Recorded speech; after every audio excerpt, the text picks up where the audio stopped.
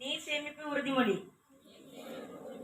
தண்ணீரை சேமித்து புத்திசாலித்தனமாக பயன்படுத்துவேன். நான் தண்ணீரை சரியாக பயன்படுத்துவேன்.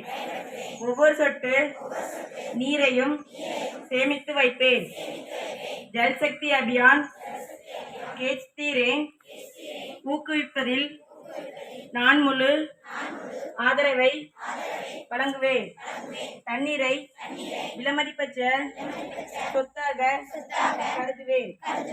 எனது குடும்ப உறுப்பினர்கள், நண்பர்கள் மற்றும் அண்டை வீட்டாரையும் தண்ணீரை சிக்கனமாக பயன்படுத்தவும் வீணாவதை தவிர்க்கவும் ஊக்குவிப்பேன்.